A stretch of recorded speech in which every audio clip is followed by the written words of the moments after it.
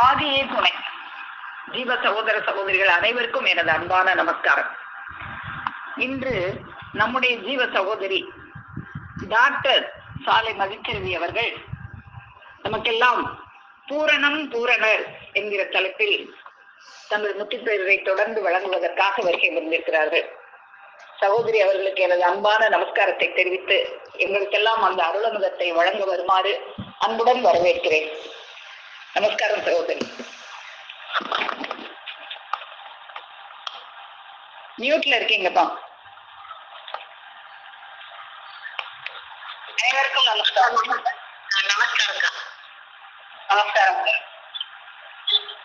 தனித்தலைமை பெரும் பதியாரதை தரபுணதுரை சிங்கா தனரே இனி தமகானிதார் விரிந்து தேனமோதோ இணைந்த மோகாரமோ பணமோ தனி தொன்றாய் கூட்டி ஆடி போகின்ற தலிதமை வழி தோணை மருந்தே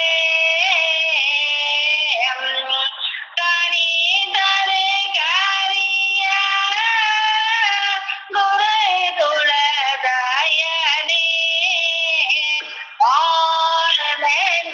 ஆனந்திதயோமன் மோகமே. ஆதியும் அந்தமும் ஆக உள்ளவரும் என்றும் அறிவில்லாதவரும் தாயினும் இக்காங்கருடைய உள்ளோரும் அஞ்ஞான இருளை நீக்குகின்ற அறிவான ஜோதியும் சுத்தம் வடித்து தெளித்தெடுத்த ஒத்தை மனம் உள்ளவரும் ஓதி உணர வல்லாருக்கு உத்தம பொருளும் நீதி நிறைந்த பரம்பொருளுமாகிய மரளி கை தீண்டா நீமத உட்பவ விற்பனரும் பிரம்மோதய சோலை ஆண்டவர்களை திருப்பாதங்களை போற்றி வணங்கி என்னுடைய முத்திப்பேருதை தொடர்கிறேன். நாம் இன்று பூரணம் பூரணர் என்ற தலைப்பு போன வாரமே நம்ம பேசியிருந்தோம். அது தொடர்ச்சியாக இன்னும் கொஞ்சம் வாக்கியங்கள் ஆன்மீக அதெல்லாம் இருக்கிறது. அதெல்லாம் என்னன்னு கொஞ்சம் உங்ககிட்ட பகிர்ந்துக்க போறீங்க. கோடி மழைந்தாலும் குறையாதன் திமிழில் மை ஆடி அழைத்தாலும் அழவும் திரதமை. எத்தனை பேருக்கு அந்த பூரணத்தை அந்த நித்தியத்தை கொடுத்தாலும் அது சிறிது கூட குறைவில்லாமல் இருக்கும். அது எப்பேற்பட்ட பூரணம். இதை அகத்திய மகா முனிவர் அவர்கள் ஒரு பாசுரத்தில் பூரணமே தெய்வம் என்று உரைத்தாரையா, பூரணமே தெய்வம் என்று உரைத்தாரையா, பூரணத்தை இன்னதென்று புகழ வேண்டும், காரணத்தை சொல்லுகிறேன் நினைவாய் கேளு. தலையான 16 பூரணமே ஆகும். மாரணமாம் உலகத்தில் மதிமயங்கி மதிக்கெட்டு பூரணத்தை இகழ்ந்தாரையா, வாரணத்தை மனம் வைத்து பூரணத்தை காத்தாள் வாதி என்ற சிவயோக வாழ்க்கையாக்கே. இந்த பாத்திரத்துல அந்த 16 பூரணம் அப்படிங்கிறாங்க. அதையே நம் ஜீவம் அவர்கள் தோடுத்த நிலை அந்த 16 பூரண நிலையில் அதை வர்ணித்து அப்படியே சொல்றாங்க. தோடுத்த நிலையில சொல்ல வண்ணாத பல்லாயிரம் கோடி நம்படை தாங்காங்கு பில்ல வண்ணாத பல் கோடி ஜீவனிலும் விலங்கியும் அறிய வண்ணா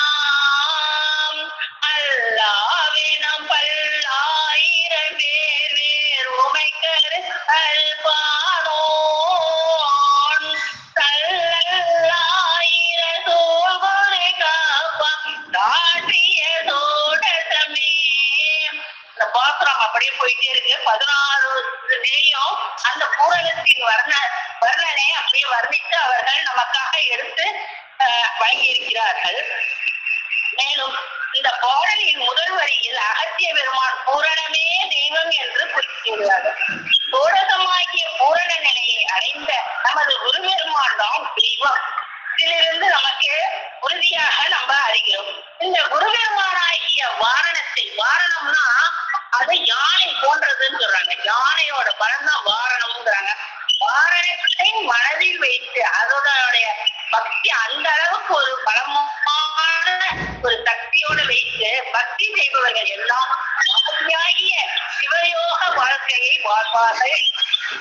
அனந்தர்களாகிய நம் நெய்வேலித்தாளையில் வாழ்ந்து கொண்டிருக்கிறவர்கள் அவ்வளவு பேரும் சிவயோக வாழ்க்கையை வாழ்ந்து கொண்டிருக்கிறார்கள். நாமும் அவர்களை தொடர்ந்து வாழ்வோம்.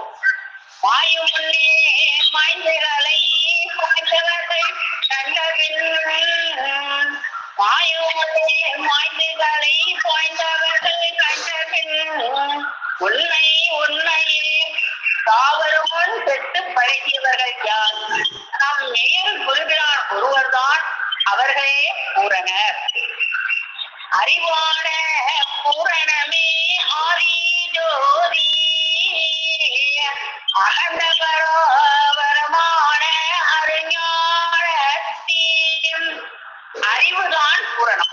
பூரணம்ங்கிறது இங்க என்னன்னா அறிவு அப்படின்னாங்க. எது அறிவு என்பதை நம் தெய்வம் அவர்கள் திருவாக்கியத்திலிருந்து நம்ம பார்ப்போம். யமவடர் கடந்து வீர குன்றேறி நிற்பதுதான் அறிவு. தாங்கள் தவம் செய்து யமவடர் கடந்து வீர குன்றேறி நின்றார்கள்.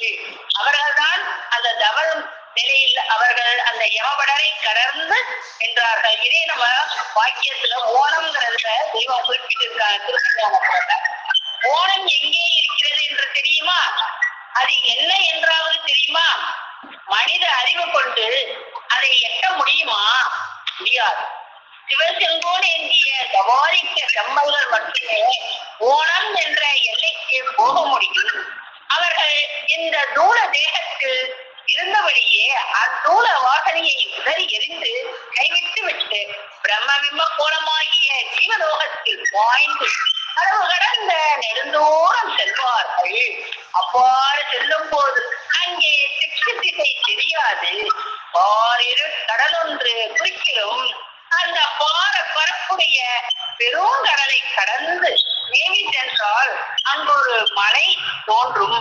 அம்மலையை அடையும் போது மரளியாக்கிய யமன் எதிர்படுவான்.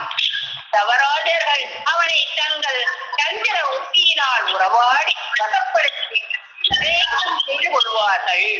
அவன் அதையும் மீறி மூதத்தனம் செய்தால் அவனோடு கொஞ்சுவது போன்ற ஒரு உபாயத்தால் வசியம் செய்ய பார்ப்பார்கள். அவன் அதற்கும் இறங்காவிட்டால் அவனை அந்த மலையின் உச்சியில் உடைத்து தள்ளி மிதித்து போடுவார்கள். அந்த மகோன்னத எல்லைக்கு பெயர்தான் ஓணம். இது திருமெஞ்ஞான குரல் வாக்கியத்துல பக்கம் 149 இருக்கு. அந்த செயற்கரிய செயலை மக்களின் சிறப்புகளில் நாமாக கூறுகிறார்கள் என்றால் அவர்கள் யாராக இருக்க முடியும்? யமவடர் கடந்து வீர குன்றேறி நிற்பவர் பூரணர். அதை மக்களுக்கு இனாமாக வழங்குபவர்கள் பரிபூரணர். அதனால்தான் இதுவரைக்கும் இப்பூமிக்கு அவதாரம் செய்த எந்த மத ஸ்தாபர்களாலும் அறிவிக்க முடியாத திருநாமத்தை தாங்கள் ஸ்தாபித்த மதத்திற்கு சூட்டியுள்ளார்கள். அதுதான் மரளி கை தீண்டால் ஆண்டவர்கள் மெய் மதம் என்பது. சர்வ மதங்களின் நோக்கத்தை செயலை அவைகள் மனுக்குலத்திற்கு கொண்டு வந்த அழியா வாழ்வை குறையுடைய மனிதன் பூரணம் அடைதலாகிய உன்னத மெய்கிறை கிரீடத்தை தங்கள் மதத்திற்கு திருநாமமாக சூட்டுகிறார்கள். அவர்களே பரிபூரணர் என்பதற்கு இதுவே சான்றாகும். இதுவரைக்கும் அவதரித்துள்ள தீர்க்கதரிசிமார்கள் அனைவரும் இறுதி தீர்ப்பராகிய நம் தெய்வம் அவர்களின் திருவருகையை குறித்திருக்கிறார்கள். மேலும் இதுவரை இந்த உலகம் கண்டிராத எந்த அவதார புருஷர்களாலும் செய்ய முடியாத தனிப்பெருங்கருணை செயலாக்கிய ஜீவன் முக்தியோடு கூடிய வேத முக்தியை மக்களுக்கு இனாமாக வழங்குகின்ற வல்லவம் அவர்கள்தான். எனவேதான் சர்வத்தையும் தன்னுள் அடக்கிக் கொண்டிருக்கும் தாங்கள் எடுத்துரைத்த மூல மந்திரத்தை ஒழிப்பதற்கு முக்தி பூர்ணம், அதை பூரணமாக, அந்த முக்தியை பூரணமாக வைத்திருக்கிறார்கள் என்ற முகப்பு வாசகம் கூறுமாறு உத்தரவிட்டார்கள், அருளியுள்ளார்கள். அதாவது நம்ம மூல மந்திரம் முக்தி பூர்ணம் அப்படின்னு சொல்லும் போதே நம்ம என்ன சொல்லிடுறோம், மெய்யாகவே சதுரிகம் கோடிகால மக்களிடத்திலும் உள்ள சர்வ மூல மந்திர நிரூபிக மகான்மியராகிய ஆண்டவர்களே முக்திப்போம். இது மாதிரி நமக்கு எடுத்து வச்சிருக்கார்கள். இதிலிருந்து அவர்கள் பூரணமான தெய்வம் என்பதற்கு நமக்கு தெற்றென விளங்குகிறது. பூரணம்தானே முக்தியை பூரணமாக அளிக்க முடியும், வேற யாரும் அளிக்க முடியுமா? பூரணர் தான் பூரணமான முக்தியை அளிக்க முடியும்.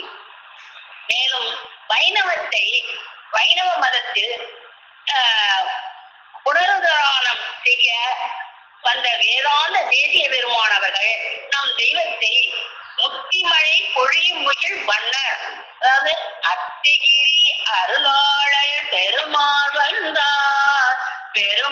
வந்தார் ஆணை பறி தேரின் மேல் அழகர் வந்தார், கச்சிதனில் கண் கொடுக்கும் பெருமாள் வந்தார் கருதவரம் தரு தெய்வ பெருமாள் வந்தார், முத்தி மழை பொழியும் முகில் வண்ணர்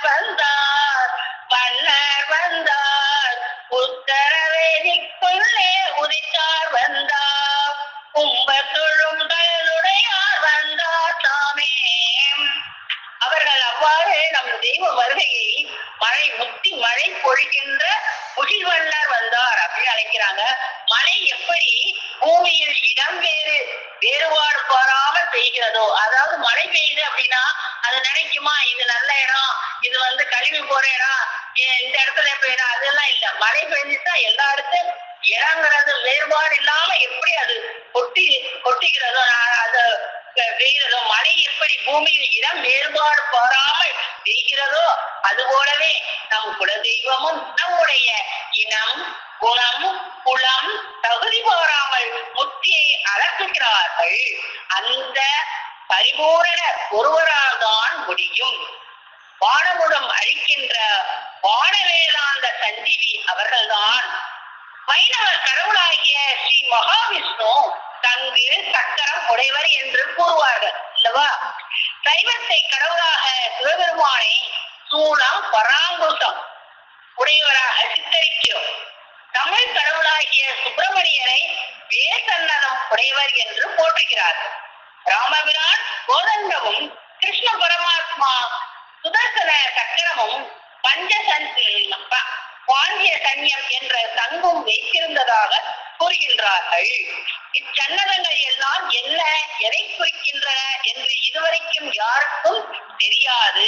நம் தெய்வம் அவர்கள் தான் தங்கள் மான்மியத்தில் சன்னத பெரும் பருவம் அப்படின்னு சொல்லி அதை விரிவாக நமக்காக எடுத்து அவர்கள் பாசுரத்தை எழுதி நமக்காக கொடுத்துள்ளார்கள். இதுவரை எந்த வேதத்திலும் இதை பேசப்பெறவில்லை. இதை பூவுலகிற்கு வடிவில் கொண்டு வந்துள்ளவர்கள் நம் தெய்வம் அவர்கள் மட்டுமே. மேலும் நம் நாயகம் அவர்களின் இரு கரங்களிலும் தேவர்களே கண்டு மகிழும்படியாக அனைத்து சன்னதங்களும் இறங்க தரிப்பிக்க பெற்றுள்ளார்கள். அவர்கள்தான் பூரணர். இவர்களே பிரம்மஸ்தூடத்து பிரம்ம அரூபர், பிரம்மஸ்வரூபராகிய பேரருள் கோரிய அவதாரம் செய்திருக்கிறார்கள். வையகத்தையும் வானகத்தையும் சர்வகால காலங்களையும் சர்வ காலத்திற்குள் அடங்கிய அழிவிழா நித்திய பூரண மேம்பாடுகள் அனைத்தையும் கையில் வரவழைத்து தரும் கிரயத்தை உடைய நம்மளுடைய நூல் அத்தனைக்கு முகப்பில் என்ன இருக்கும்? வையகத்தையும் வானகத்தையும் சர்வ கால காலங்களையும் சர்வ காலத்திற்குள் அடங்கிய அழிவிலா நித்திய பூரண மேம்பாடுகள் அனைத்தும் கையில் வரவழைத்து தரும் கிரயத்தை உடையது நம்மளுடைய வேத நூல் அத்தனையுமே. பூரண மேம்பாடுகளை தருபவர்கள் யாராக இருக்க முடியும்? அவர்களே பரிபூரணராகத்தான் இருக்க முடியும். அடுத்து காலங்காலமாக நம்ம ஆசீர்வாதம் ஆசீர்வாதம் சொல்லுவாங்க. இப்ப பெரியவங்க கிட்ட போகும்போது என்ன ஆசீர்வதிங்க அப்படிம்பாங்க. ஆசீர்வாதம் பண்ணுங்க, ஆசீர்வாதம் பண்ணுங்க அப்படின்னு. ஆசீர்வாதம்னா என்ன? ஆசீர்வாதம் என்ற சொல் மக்களுக்கிடையில் புழங்கி வந்தது. பெரியவர்களை சந்திக்கும் பொழுதெல்லாம் ஆசீர்வாதம் செய்யுங்கோ என்பார். அந்த செயலை தவறாக உச்சரிக்கும். அதாவது ஆசீர்வாதம் ஆசீர்வாதம் சொல்றோம், அது ஆசீர்வாதம் கிடையாது, ஆசீர்வாதம். இது தெய்வம் அவர்கள் தான் அதை மாற்றி ஆசீர்வாதம் அல்ல ஆசீர்வாதம் என்று வாதத்தை வாதமாக மாற்றி அவர்களே பூரணர் ஆவார்கள். சர்வ மதங்களையும் படைத்தது இறைவன் தான், அதில் சந்தேகம் இல்லை. ஒரு பாமரன் கூட புரிந்து கொள்ளும் வண்ணம் விளங்குபவர்கள் பூரணராகத்தானே இருக்க முடியும். சைவம் சமயம் ஈசன் இருப்பிடம் இருதயம் இதயம் என்கிறது. வைணவ மதமோ இருதய கமலவாசன் என்கிறது.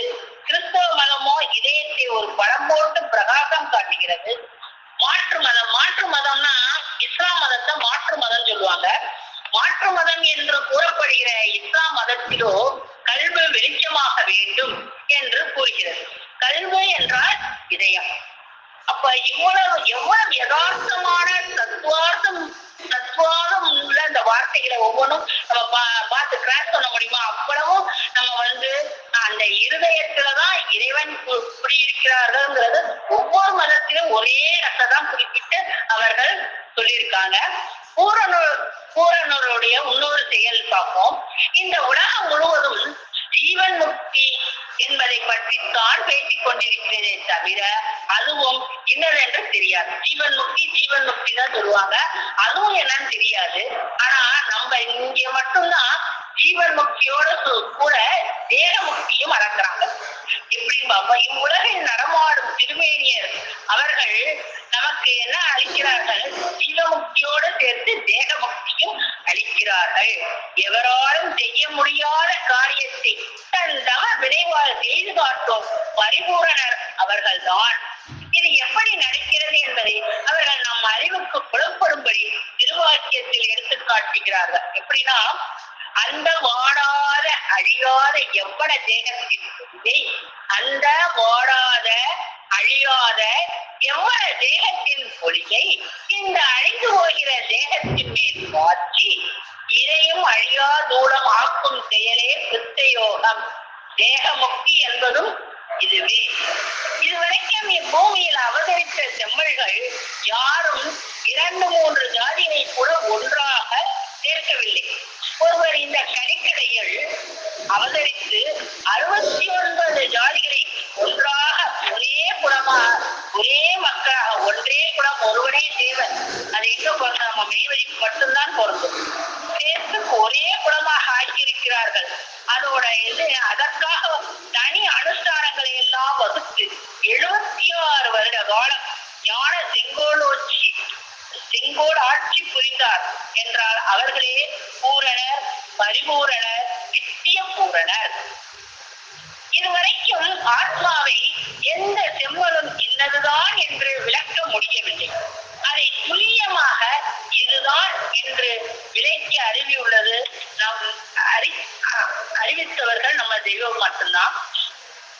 அதாவது தேகத்தில் உள்ளவர்களுக்கு செவிப்புலனை அறிவிக்கிறது என்றால் ஜீவதேகத்தில் உள்ளது இருட்கோலமாக இருக்கும். ஆத்மா அப்படின்னாக்கா அது ஜீவ தேகத்துல உள்ளதுதான் ஆத்மா. அங்க போய் இருந்துதான் பார்க்கணும்.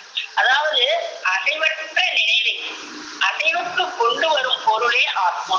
அசைவற்ற நினைவை அசைவுக்கு கொண்டு வரும் பொருளே ஆத்மா. அதன் வல்லவ லட்சணம் கூறவென்றால் 100-150 ஆண்டு காலம் ஒருவன் உயிரோடு இருந்தாலும் அவன் உடலை நாற்றத்திற்கு விடாமல் பிடித்து வைத்திருக்கிறது காரண தேகத்தில் நின்று நிலவும் அந்த ஆத்மாதான். 100-150 வயசு உயிரோடு வாழ்ந்தா அவர்களை நாற்றம் அடிக்காமல் வைத்திருக்கிறதே அதுதான் ஆத்மா அப்படிங்கிறாங்க. அது எங்க இருக்கு? காரண தேகத்தில் நின்று நிலவும் அது ஆத்மாதான். இவ்வளவு துல்லியமாக விளக்குபவர்கள் யாராக இருப்பார்கள்? அவர்களே பரிபூரணர். ஆஸ்திகன் நாஸ்திகன் என்ற இரு சொற்கள் உலகத்தில் புழக்கத்தில் வருகின்ற புறசமய சின்னங்களை அணிந்து கொண்டு நல்ல வழிபாடு செய்பவனை ஆஸ்திகன் என்றும், உலகத்துல கோயில் குளம் அதெல்லாம் போடுறவங்க சாமி அப்படின்னு பூஜை புனஸ்காரம் விரதம் எல்லாம் இருக்காங்க. அவங்க எல்லாம் என்ன ஆஸ்திகன். கடவுளே இல்லை, இறைவனே கிடையாதுங்கிறவங்க நாஸ்திகன். அவ்வாறு இல்லாமல் கடவுள் இல்லை என்று சொல்பவனை நாஸ்திகன் என்று கூறுகிறார்கள். ஆனால் பூரணரான நமது தெய்வம் உண்மையான விளக்கத்தை 2 வரியில் குறிப்பிடுகிறார். எப்படின்னா, பரமபத வாழ்வடைய பரிசுத்த பிரயாணமாகி பரமபத வாழ்வடைய பரிசுத்த பிரயாணமாகி ஜலம் வராமல் மரணிப்பதுவே ஆஸ்திகம். ஜலம் வெளியாகி அசுத்த பிரயாணம் அடைவது நாஸ்திகம். 2 வரிகள் பத்தாங்க. ஜலம் வராமல் அடைந்தால் அது ஆஸ்திகம், ஜலம் வெளியேறிட்டால் அது நாஸ்திகம். யமபடர் அடிபடு கோடாயுதப்போர் 137வது வாக்கியத்துல இது இருக்கு. உலகத்தில் எத்தனை பாஷை கற்றிருந்தாலும், எந்த பாஷையில் பிறந்திருந்தாலும் யமனை ஜெயிக்க முடியுமா? முடியாது. பூரணர் பிறந்திருக்கும் பூரண பாஷையாகிய தாய்த்தமிழை கற்றுக்கொண்டால்தான் யமன் விலகுவான். எப்படி சொல்றாங்க? எந்த பாஷை படிக்கணும், எதுல இருந்தாலும் நம் பூரணர் அந்த இதுல தோன்றி இருக்காங்கல்ல, பூரணர் பிறந்திருக்கும் பூரண பாஷையாகிய தாய்த்தமிழை கற்றுக்கொண்டால்தான் யமனே விலகுவான். யமபடரச்சம் என்னும் இரு பிடிப்பை எவருடைய நெஞ்சகத்திலிருந்து பிடுங்கி எரியவல்ல எம்முடைய மெய்மனை சாலையின் ஏற்றமிகு கல்வியே தமிழாகும்.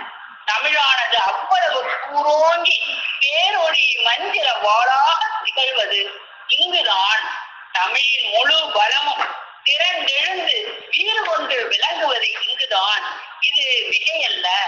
தமிழின் பலத்தை உள்ளது உள்ளபடியே சொல்லுகிறோம்.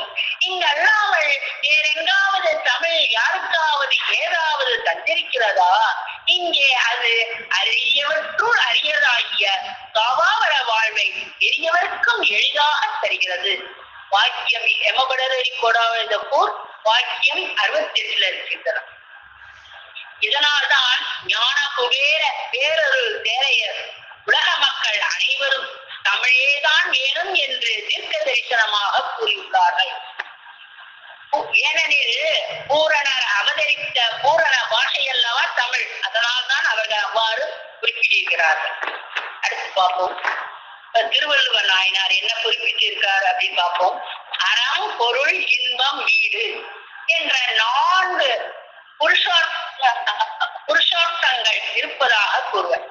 இதில் வீடு என்றால் மோட்சம் என்று கூறுவர். மோட்சம் என்றால் என்ன என்று யாரும் புரியும்படி கூறவில்லை. ஆனால் நமது தெய்வம் அவர்களும் திருவாக்கியத்தில் குறிப்பிட்டிருக்கிறார்கள். குழந்தை பிறந்ததும் குவா குவா என்று சத்தம் போடுகிறதே, அந்த சத்தம் எங்கிருந்து பிறக்கிறது? அந்த ஆதிமூல இடத்தை அறிந்து அடைவதுவே வீடன். எப்படி எளிமையா நமக்கு புரியுற மாதிரி எப்படி சுலபமா கொடுக்குறாங்க. அதான் ஒரு பாமரனும் அறியக்கூடிய விளங்கிக் கொள்ளக்கூடிய இந்த மெய்வழி தமிழ். குழந்தை பிறந்ததும் குவா குவா என்ற சப்தம் போடுகிறதே, அந்த சப்தம் எங்கிருந்து பிறக்கிறது? அந்த ஆதிமூல இடத்தை அறிந்து அடைவதுவே வீடடைதல். பூரணத்துவம் பெற்ற பூரணர் தானே இதை சொல்ல முடியும்.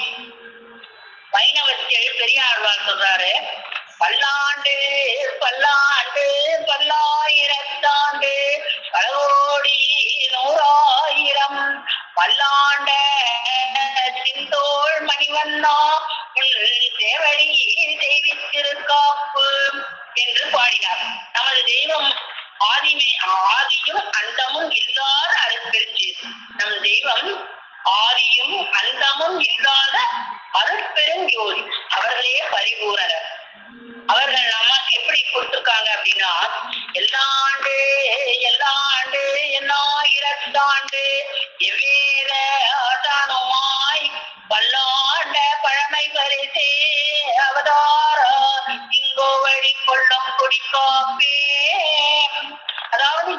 எல்லாண்டு எல்லாண்டு அப்படிங்கிறாங்க.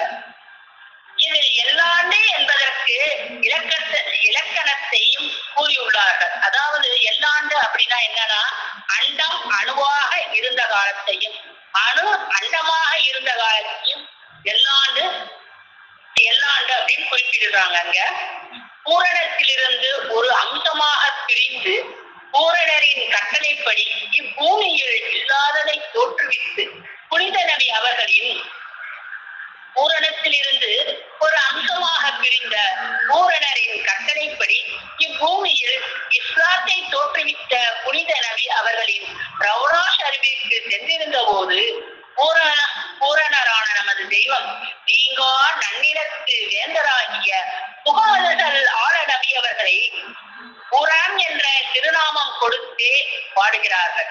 அந்த பாசுரம் நமக்கு, அதாவது குருமணி மாலையில எப்படி சொல்றாங்கன்னா,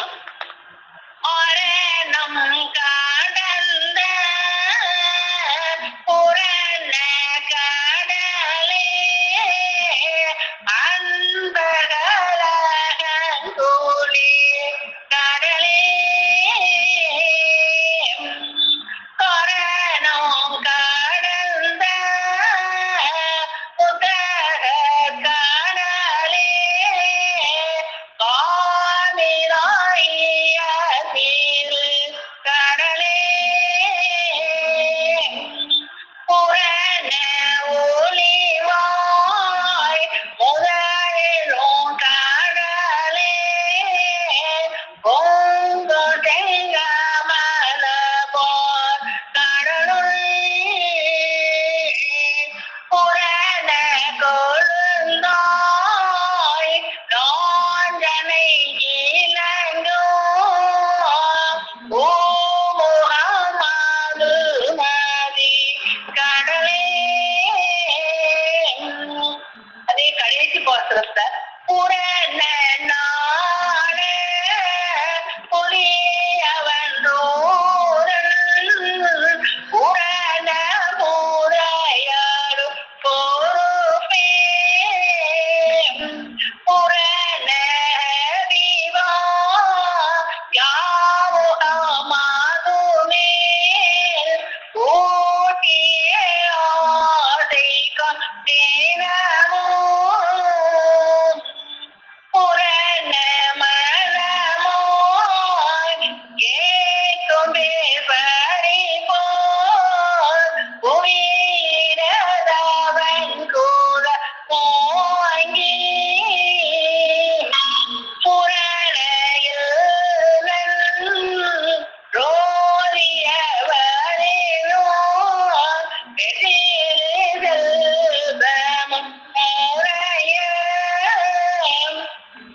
அவர்கள் பூரணர் என்பதை நாக்கு தெரிவிப்பதற்காக பத்தியத்திரம் என்ற இடத்தில் புரணம் புரணமாக பதியுள் முதிரம் உரைத்த பதம் புரணமாக பதியுள் முதிரம் உரைத்த பதம் காரணமை வழிநுக்கு தாரணமை திலறிந்து மயங்காதிருமனமே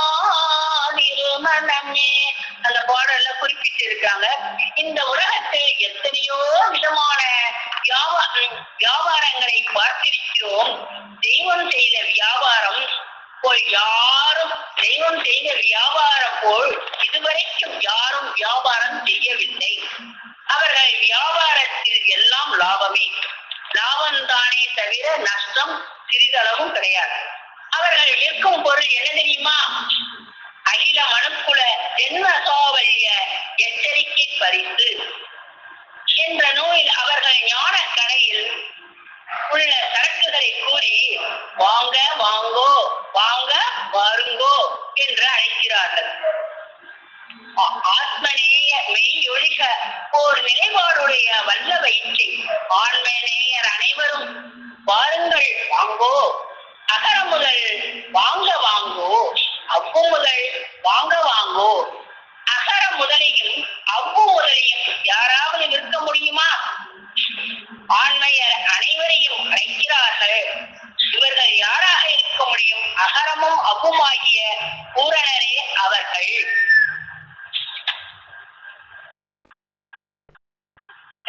ஒரு சிறு கதை.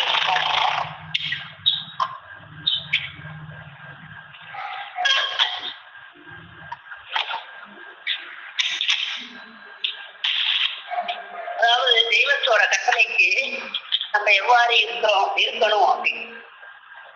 ஆண்டவர்களின் சொல்லுக்கு மாற்றக்காரர் இல்லாமல் இருந்தால் இடத்திலும் பரத்திலும் வேளாவரமான வாழ்வு, ராஜபோக வாழ்வு வாழலாம். கட்சியை வீசு என்று சொன்னால் கை என்றும் மரம் என்றும் பாராமல், யோசிக்காமல், சிந்திக்காமல் செயல்பட வேண்டும். அதற்கு ஒரு உதாரணமான ஒரு கதை சொல்றேன். ஒரு ராஜா தனக்கு அவனுடைய நாட்டை ஆள தகுந்த ஒரு வாரிசை தேடுறான். என்ன தேடுறான்? அவனுக்கு வாரிசு இல்ல, ஒரு தகுதியான இந்த நாட்டை ஆளக்கூடிய ஒரு வாரிசு நமக்கு அப்புறம் வேணும் அப்படின்னு தேடும் போது என்ன உத்தரவு பண்றாங்கன்னா, தண்டாரா அடிக்கிறாங்க. 13ல இருந்து 15 வயதுக்குள்ள வாலிப பசங்க கூடணும், அவங்கள கூட்டிட்டு வாங்க, அவங்கள இருந்து நான் தேர்ந்தெடுக்கிறேன் அப்படின்னு சொல்லி தண்டாரா அடிக்கிறாங்க. ஒரு நாள் சபை கூடுது. கூட்டிட்டோடனே அந்த பசங்க நிற்கவும் ராஜா ஒரு தொட்டியும் ஒரு கொஞ்சம் விதைகளும் கொடுக்குறாங்க. இந்த விதையை எடுத்துட்டு போய் நீங்க யாரு இதை நல்லா தெளிப்பா நீங்க வளர்த்து கொண்டு வரீங்களோ அவர்களை நான் தேர்ந்தெடுப்பேன் அப்படின்னு உத்தரவிடுறாங்க.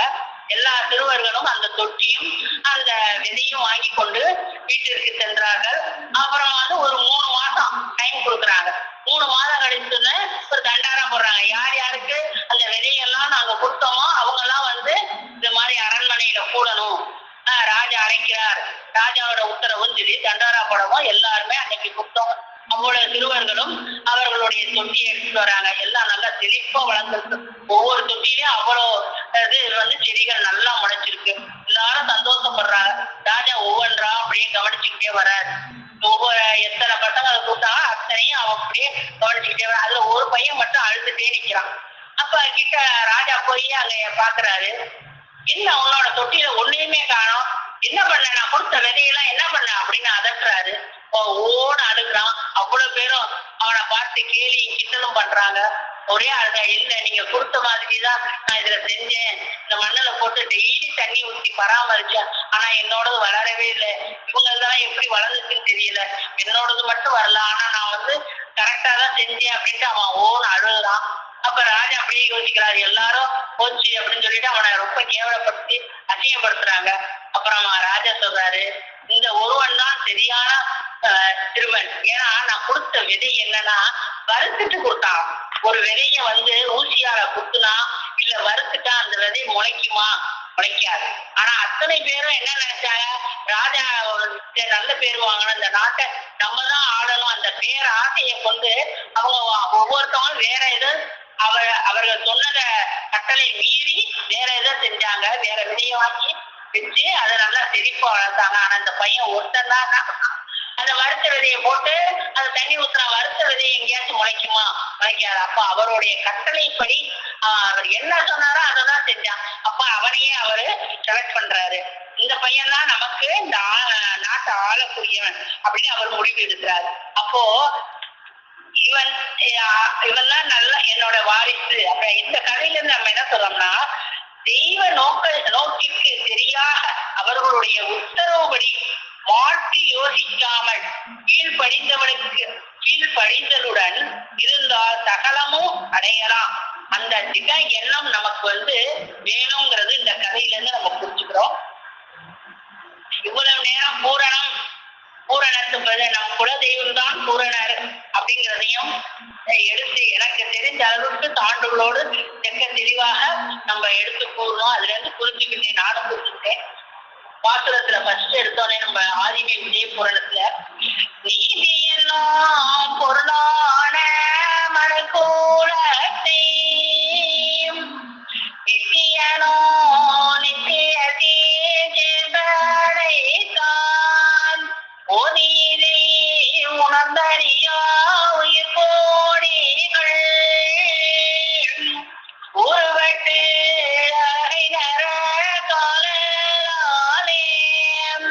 சாதிமனே குலமனைத்தோன் ஜீவன் கண்ட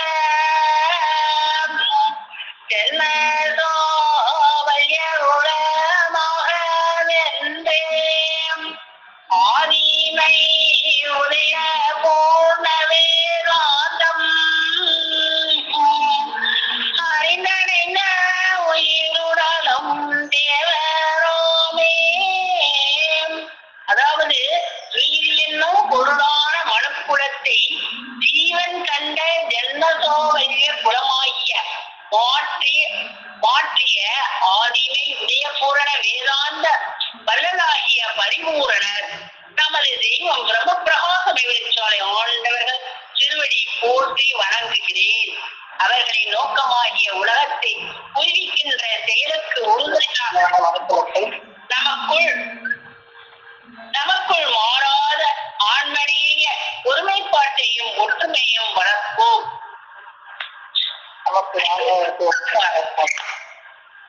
சொல்லுங்க வாழாமணி அக்காவும் இருக்காங்க.